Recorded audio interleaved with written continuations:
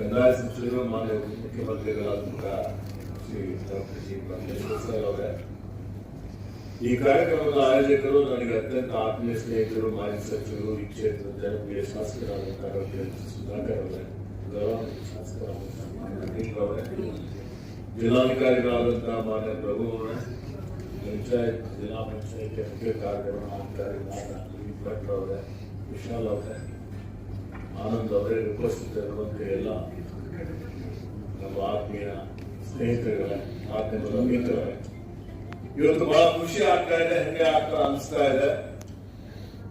ಯಾಕಂದ್ರೆ ಗ್ರಾಮೀಣ ಅಭಿವೃದ್ಧಿ ಮತ್ತು ಪಂಚಾಯತ್ ರಾಜ್ ಇಲಾಖೆ ಸಚಿವರಾದ ಪ್ರಥಮ ಬಾರಿಗೆ ಚಿಂತಾಮಣಿಗೆ ನಾವು ಆಗಮಿಸಿದ್ದಾರೆ.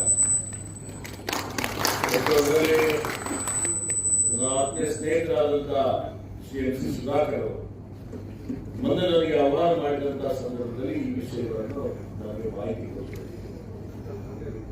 ಡಾಕ್ಟರ್ ಸುಧಾಕರ್ ಅವರು ಅವರ ದೂರದರ್ಶಿತ್ವ ನೋಡಿ ವಿಷನ್ 20 ವರ್ಷ ಕೆಳಗಡೆ ಅವರು ಈ ಒಂದು ಚಿಂತಾಮಣಿಯಲ್ಲಿ ಇಂಥ ಒಂದು ಸಭಾಭವನ ನಿರ್ಮಾಣ ಮಾಡಬೇಕು ಅನ್ನೋಂಥ ಕನಸನ್ನು ಕಂಡಿದ್ರು.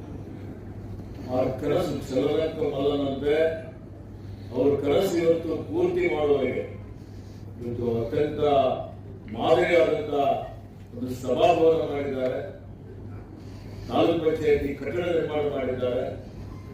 ಮತ್ತೆ ಇಲ್ಲಿ ನೋಡಿ, ಇದರಿಂದ ಸಾಮರ್ಥ್ಯ ಸೌಧ ಅದನ್ನು ಬಹಳ ವರ್ಷ ಕೆಳಗಡೆ ಪ್ರಾರಂಭ ಆಗಿದ್ದಂಥದ್ದು, ಅದಕ್ಕೆ ಪೂರ್ಣಗೊಳಿಸಿದ್ದಾರೆ. ಅದಕ್ಕಾಗಿ ನಾನು ನನ್ನ ಪರವಾಗಿ ಗ್ರಾಮೀಣ ಅಭಿವೃದ್ಧಿ ಮತ್ತು ಪಂಚಾಯತ್ ರಾಜ್ ಇಲಾಖೆ ಪರವಾಗಿ ಅವರಿಗೆ ಹಾರ್ದಿಕ ಅಭಿನಂದನೆ ಮತ್ತು ಶುಭಾಶಯ. ಬಹಳಷ್ಟು ಡಾಕ್ಟರ್ ಬಾಬಾ ಸಾಹೇಬ್ ಅಂಬೇಡ್ಕರ್ ಅವರ ಭವನ ಅನುಭವ